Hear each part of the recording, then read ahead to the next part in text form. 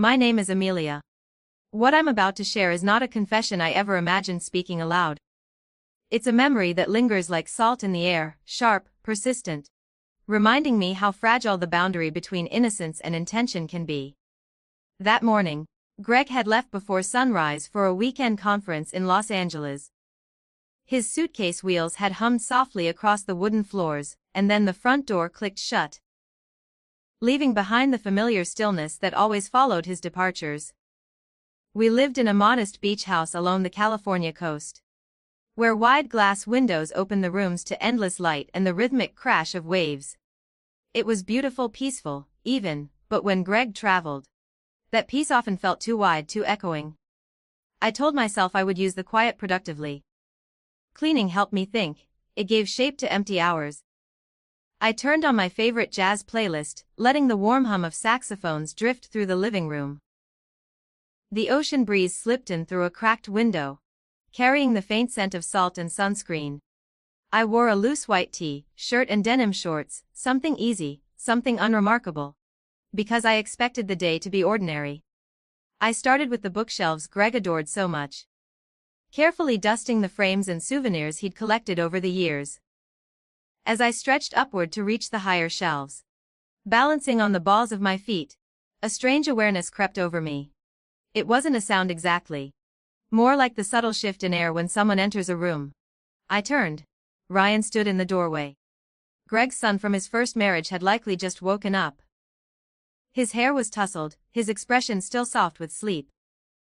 Yet there was something else in his eyes. Something alert, observant. "Good morning, Ryan," I said lightly, forcing brightness into my tone. "Morning," he replied. His voice was calm, but his gaze lingered. Not rudely, not obviously, just long enough to make me aware of it. He stepped into the living room and dropped onto the sofa, stretching his arms across the backrest. I resumed dusting, pretending not to notice how quiet the house suddenly felt despite the music. The jazz seemed farther away now, as if underwater. We exchanged small talk, his internship applications, the tech firm he hoped would call him back, the projects he'd been obsessing over. I listened carefully, nodding, encouraging him the way I always had. I had tried, from the beginning, to build something steady and respectful between us. I was not his mother, but I wanted to be someone he could trust. Yet as I reached to adjust a framed photograph on the highest shelf, I felt the subtle wobble beneath my feet. I hadn't realized how unbalanced I was until the room tilted slightly. My fingers brushed the frame, but my fittings slipped against the polished floor. In the split second before gravity pulled me back, I felt a firm grip at my waist. Ryan, his hand steadied me, strong and immediate. The picture frame rattled against the wall before settling back into place. My breath caught in my throat, not from fear of falling, but from the closeness. His hands remained there half a second longer than necessary. "I've got you," he said quietly. The words were simple, protective, innocent, even. But something shifted in that moment. I stepped down quickly, creating space between us. "Thank you," I managed, smoothing my shirt as though the gesture could smooth the tension coiling in my chest. He nodded, but his expression had changed. It wasn't playful or careless. It was searching, like he was trying to understand something he hadn't meant to feel. The ocean roared outside, louder than before, as if the tide had suddenly come closer. The music continued, unaware. Everything in the room looked exactly the same, the sunlight, the shelves, the soft white walls. And yet nothing felt the same.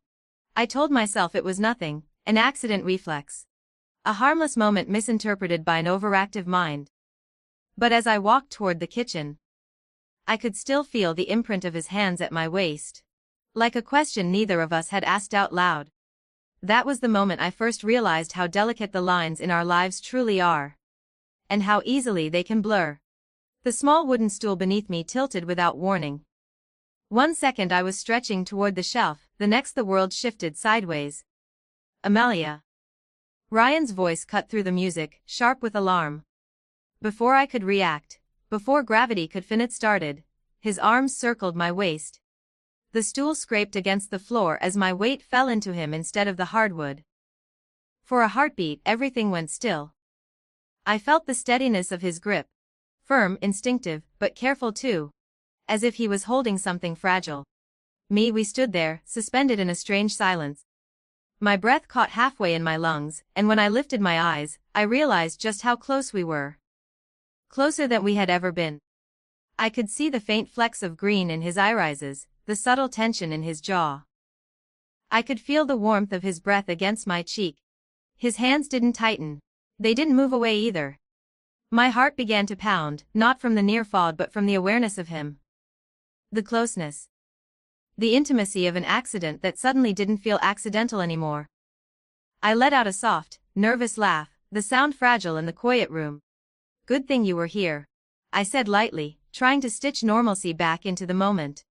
I could have had a nasty fall. Ryan didn't answer right away. His eyes remained on mine, searching, almost as if he were standing at the edge of a sentence he wasn't sure he should speak. There was confusion there. Curiosity. And something deeper, something that made my pulse stumble. Admiration, perhaps. Or realization. Sorely I stepped back, easing myself from his hold. The absence of his touch felt immediate, like stepping from sunlight into shade. I adjusted my t-shirt, smoothing invisible wrinkles, needing the small gesture to steady myself. Ryan remained where he was, his gaze unwavering. Not bold, not inappropriate, just intense. I forced my voice into casual territory. "So, do you have any plans for the weekend?" He shrugged, though a faint smile curved at the corner of his mouth. "Not really. I'll probably just stay home. Relax." The simplicity of his answer only deepened the quiet stretching between us. I moved toward the sofa and sat down, motioning for him to join me. My legs still felt slightly weak, not from the wobbling stool, but from the lingering rush beneath my skin. I told myself I just needed a minute to calm down. That's all. Ryan sat beside me, and suddenly, the space felt smaller. Not physically, emotionally. The jazz continued to hum in the background, low and steady. Outside, the waves rolled against the shore, their rhythm slow and endless. Sunlight poured through the wide windows, bathing the room in a golden calm that felt almost ironic compared to the storm quietly forming inside me. The silence between us wasn't awkward. It was comfortable. Too comfortable. I glanced at him from the corner of my eye and found him already looking at me. That same calm, steady gaze, but now softer. More open. As though something unspoken had shifted between us during those suspended seconds in his arms. There was sincerity there. Vulnerability. And that was what unsettled me the most. Because it meant this wasn't just my imagination. Something had changed. And neither of us seemed willing to be the first to name it. "I've always loved mornings like this," I said softly, needing the sound of my own voice to steady the silence. "Peaceful. Unhurried." Ryan nodded, but his expression didn't lighten. His voice dropped. "Quieter than before." "Me too, especially when there's someone to share it with." The way he said it made the air shift again. It wasn't casual. It wasn't careless. It felt intentional. I felt my pulse quicken, a subtle rush beneath my skin. The waves outside continued their endless rhythm, unaware that something fragile was tightening inside this sunlit room. "Amelia," he said gently, almost hesitantly. "Sometimes it feels like we understand each other without even speaking." The words settled between us, heavy and undeniable. Heat rose to my face. I told myself he didn't mean it the way it sounded. That I was reading too much into a harmless comment. But the way he was looking at me, steady, open, vulnerable, made denial impossible. Everything felt slightly blurred at the edges, like a dream you know you shouldn't stay in but can't wake from. Without fully thinking, I reached out and touched his arm. It was the smallest gesture. Barely there. But the moment my fingers made contact, the world seemed to still. The music faded into the background. The ocean's rhythm dulled. All that remained was the sound of our breathing, slow, uneven. "Ryan," I whispered, unsure what I meant to say. A warning, a question. He didn't speak. He placed his hand gently over mine. Not forceful, not urgent. Just there, warm, steady, certain. That simple touch felt louder than any confession. In that instant, I understood something terrifying. We were no longer standing in a harmless space. We were at the edge of something deeper, something that carried weight. Consequence. A line that, once crossed, could not simply be redrawn. I should have pulled away. I knew that. But when he leaned slightly closer, I didn't move back. The sunlight streamed through the windows, casting everything in gold, as if trying to soften what was unfolding. His breath brushed faintly against my cheek. My heart hammered against my ribs, each beat echoing a truth I didn't want to name. This is wrong. The thought was clear. Shar, and yet I remained there. Suspended between restraint and desire, between responsibility and emotion. The space between us narrowed slowly, almost cautiously, as if we were both aware of the gravity of what we were about to do. When his lips finally touched mine, it wasn't rushed or reckless. It was hesitant. Searching. Filled with a quiet intensity that made my entire body shiver. Time seemed to stretch, elastic and fragile. The kiss wasn't just physical, it carried confusion. Loneliness, unspoken longing. It carried every quiet moment we had shared and every boundary we had pretended was solid. My heart pounded as though trying to escape my chest. And even within that suspended second, even with the warmth of his touch and the softness of the morning light around us, I knew with painful clarity. This was a line we were never meant to cross. And once crossed, nothing would ever feel the same again. In that moment, whatever clarity I'd been clinging to began to fade. Reason whispered that I should step back, that I should remember who I was, what this meant. But the warmth radiating from Ryan, the certainty in the way he held me, blurred that whisper into something distant and fragile. His hand rose slowly to my cheek, brushing along my skin with a tenderness that felt almost protective. It wasn't urgency that guided him. It was fear that if he loosened his hold, I might vanish from his reach. I could feel the rapid beat of his heart beneath my palm when I rested my hand against his chest. It was strong. Unsteady. It matched my own. I slid my hand to his shoulder, feeling the tension there, the quiet strength beneath his shirt. His breath quickened as he leaned closer. And then he said my name, barely above a whisper. Amelia. The sound of it sent a tremor through me. Not because of how he said it, but because of what it meant. My name spoken like a confession. I let my forehead rest against his chest for a moment, listening to the rhythm inside him. His arms wrapped around me. Secure but careful, as though he was trying to shield me from something unseen. Or maybe from ourselves. The sunlight continued to pour into the room. Gentle and golden, as if unaware that something irreversible was unfolding beneath it. His breath mingled with mine. The air felt warmer, heavier. I lifted my hand and brushed my fingers lightly along his cheek, tracing the line of his jaws if memorizing it. Ryan's arms tightened slightly, not possessive, but certain. His eyes met mine again, and what I saw there stripped away any illusion of innocence. There was sincerity, longing, vulnerability laid bare. We both understood. The line had already been crossed. There were no more excuses waiting in the silence, no misunderstandings to hide behind. Only choice. And consequence. He leaned down and kissed me again, this time with less hesitation, more emotion. It wasn't reckless, it was overwhelming. It felt like every quiet glance, every unspoken tension from the past months had condensed into this single moment. The walls I had carefully built, the roles, the boundaries, the quiet discipline, began to crumble under the weight of it. My fingers slid into his hair, not pulling him closer, but not pushing him away either. I could feel my hands trembling, not from fear, but from the storm of emotions rising inside me. Loneliness, connection, guilt, desire. They tangled together until I couldn't separate one from the other. Outside, the waves continued their steady rhythm against the shore. A reminder that the world still existed beyond this room. That reality had not paused simply because we wished it would. And yet, in that suspended space, all I could feel was his heartbeat beneath my palm. His breath against my skin, the fragile closeness that felt both new and strangely familiar. I told myself to stop. The word echoed inside me. Stop, but my heart refused to obey. He leaned closer to my ear, his voice soft, almost breaking. I don't know what to do, Amelia, he admitted. I can't stop thinking about you. There was no arrogance in his confession, no manipulation. Only confusion and honesty. I cupped his cheek gently, forcing him to look at me. In his eyes, I saw my own reflection, caught in the same tide. Pulled by the same current neither of us fully understood. We weren't just standing in desire. We were standing in vulnerability. And that was what made it dangerous. Because it meant this wasn't just a moment of weakness. It was something deeper. Something neither of us knew how to escape. That sweetness, so intoxicating, so dangerously tender, had carried us beyond the fragile boundary we had once pretended was solid. I felt suspended between fear and intensity, as if I were dissolving inside his embrace.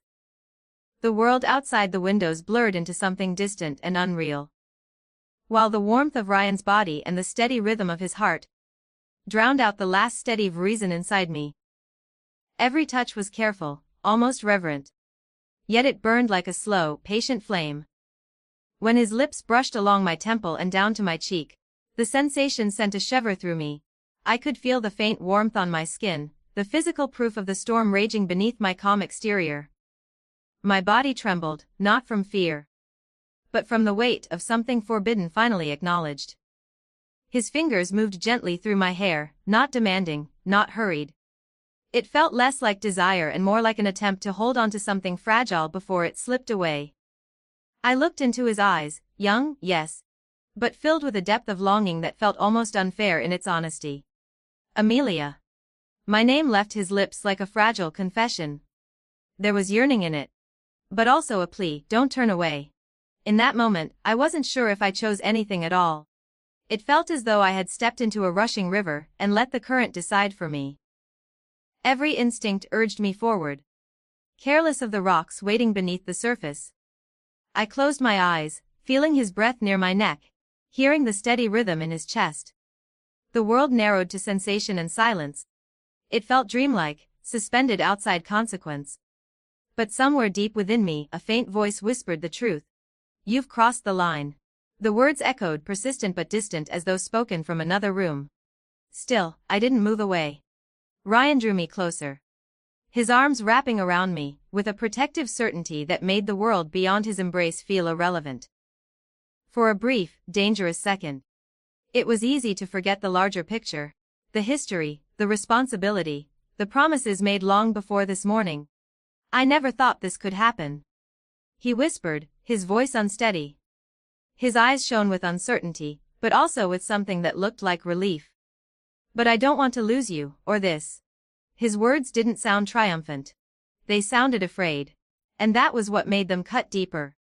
Because this wasn't just a reckless impulse. It was attachment forming in real time. It was vulnerability binding itself to something that could not exist without consequences.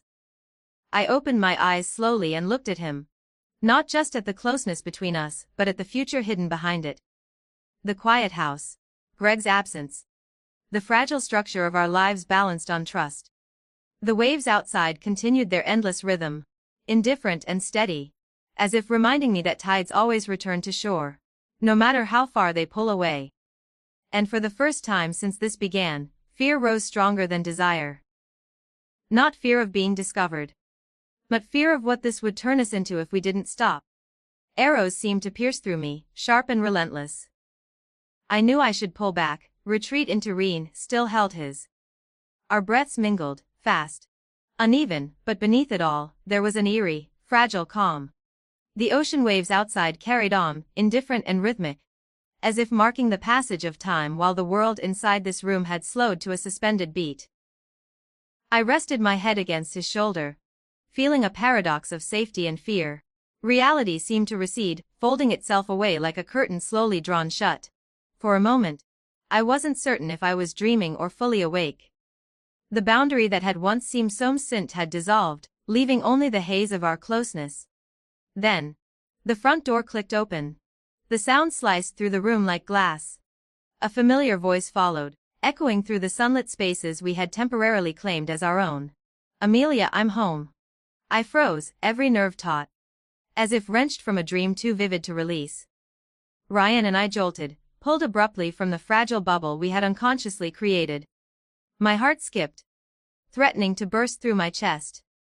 His hands left mine in an instant, retreating with a quickness fueled by panic, but even in that motion, his eyes betrayed the truth, holding a depth neither of us dared speak aloud. The room felt emptier, colder, though Greg hadn't even arrived yet. My chest heaved as I tried to steady the tremor coursing through me. Then he stepped in. Greg. His presence filled the doorway. glowing with the cheerful ease of a man returning from a business trip, oblivious to the turmoil. Coiled like a storm behind the living room walls. "Amelia," he called, warm and casual, as though nothing extraordinary had happened outside his perception of normal life. I took a deep, steadying breath, forcing my voice to match the calm I was pretending to feel. "I'm here," I replied, stepping forward and brushing away the tension from my posture. I forced a natural smile, though my fingers still betrayed me, trembling slightly. Greg crossed the room, arms opening for a hug. He pressed a quick kiss to my forehead, completely unaware of the electric charge that had just snapped between Ryan and me. "I missed you," he said, his tone full of genuine affection, untouched by the storm we had left behind. I allowed myself a small nod, careful not to linger too long in the hug, careful not to betray the racing pulse beneath my calm exterior. I glanced at Ryan. He was a few steps away, hands stuffed deep into his pockets as if bracing himself against some internal quake. Our eyes met for a brief, electric moment, sharp, loaded with the weight of what had just passed. A silent understanding hung between us, unspoken yet undeniable, before we quickly looked away, forced into separate realities by Greg's oblivious return. The room's warmth and light seemed almost ironic now, bathing the tense quiet in golden innocence that neither of us could share. Everything outside, waves, sunlight, normalcy, remained constant. But in that suspended space between glances, I knew nothing would ever feel entirely the same again. The brief glance Ryan gave me was enough to reveal the storm inside him, a tangle of guilt, longing and something he hadn't yet found words for. "Ryan. Is that you? Come over and say hi to your dad," Greg called out cheerfully, spotting him across the living room. Ryan drew a slow, steadying breath and forced a smile before walking over. "Hey Dad, how was your trip?" Greg's face lit up, pride clear in the way he patted Ryan's shoulder. "It went great. Everything went smoothly, and I even brought back a few gifts for you both." When Greg mentioned "you both," my chest tightened. The word, Mom, had lingered unspoken, yet implied, and it reminded me sharply of the delicate balance I occupied, between Greg's steady, peaceful love and the dangerous, forbidden tension Ryan and I had just crossed. Greg turned to me animated, recounting stories from his meetings.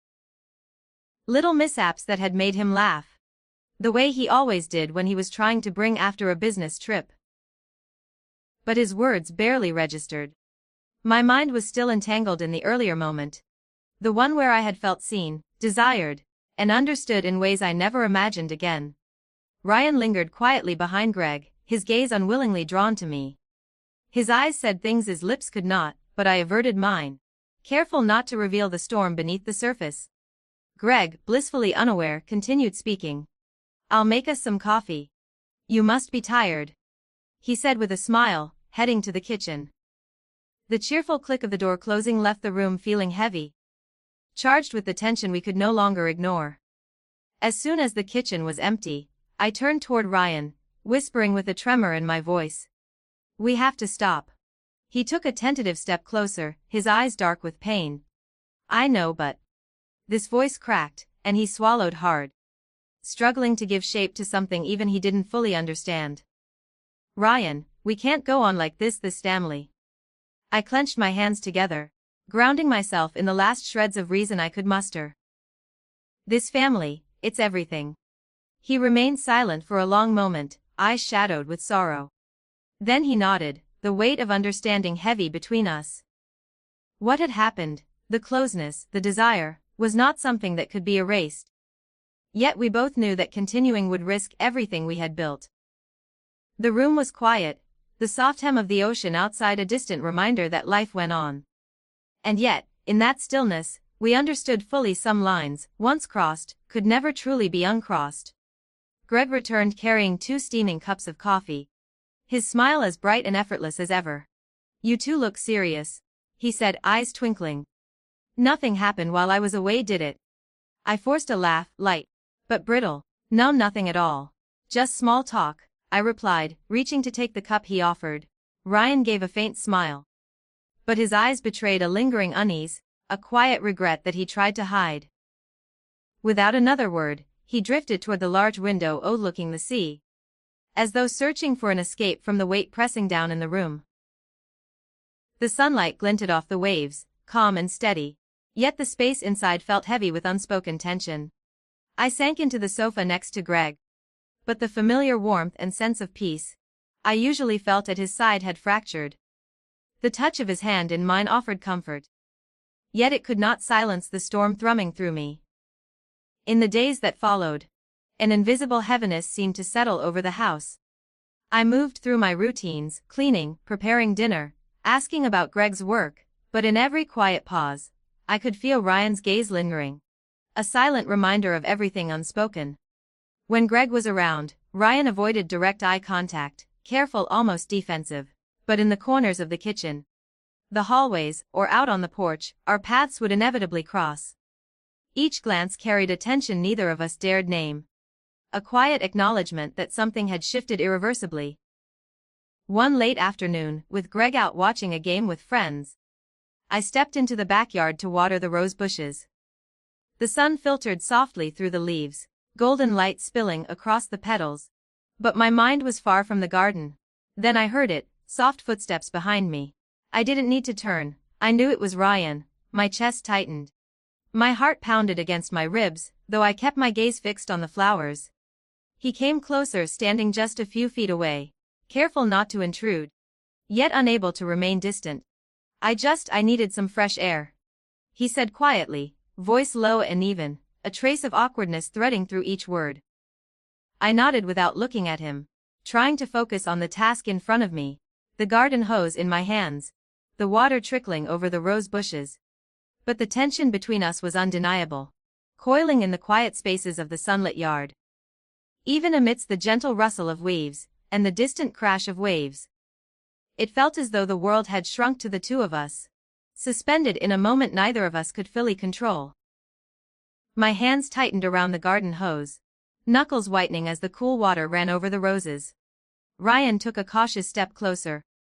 Close enough that I could hear the soft rhythm of his breathing mixing with the ocean breeze. "You're avoiding me, aren't you?"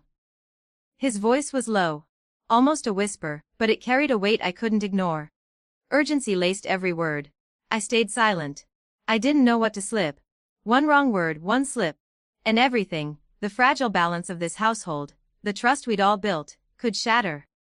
"I know everything that happened," he admitted, his eyes dark with torment. It's hard to accept. But I can't pretend it didn't. I can't stop thinking about you." I turned slowly to look at him, and in those eyes I saw the truth I had tried to bury. Confusion. Longing, guilt. Every tangle had hoped to ignore now reflected back at me, raw and impossible to deny. "Ryan, we have to move past this," I said softly, my voice trembling despite my effort to sound steady. His gaze faltered for a heartbeat, flickering with pain and desire, before settling back on me, resolute yet heavy with sorrow.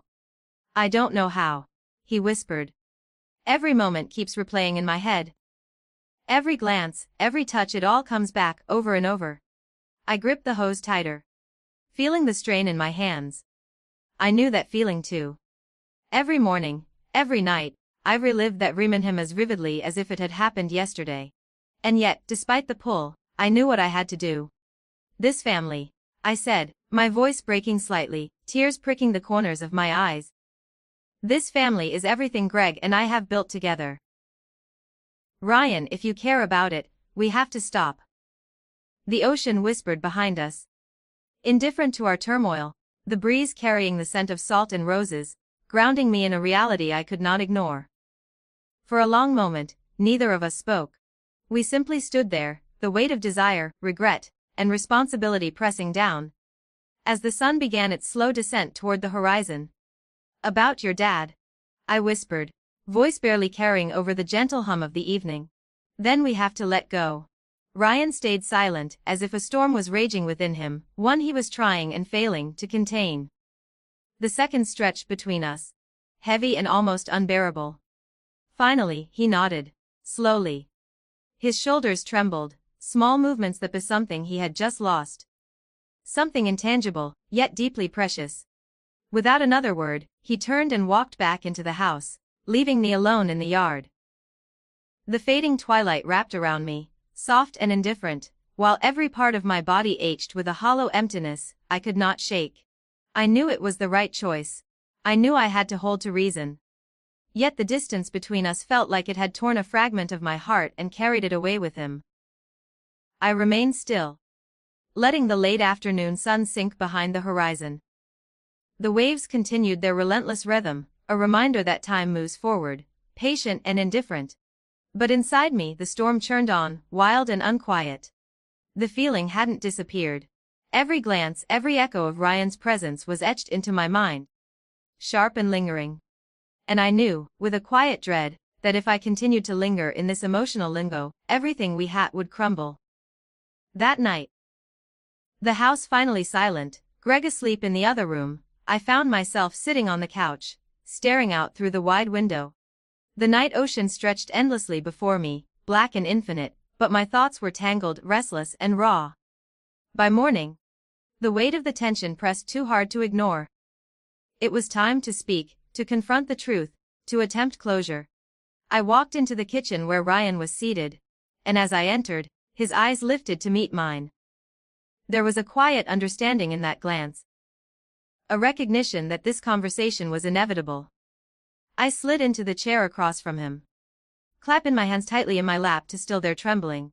"Ryan," I began, soft but resolute, "we can't keep doing this." He nodded slowly, the movement deliberate, waited, as if acknowledging a truth we both knew but had struggled to admit. The kitchen felt impossibly still, each second stretching like the space between our hearts. A space that, for all its tension, could not be ignored any longer.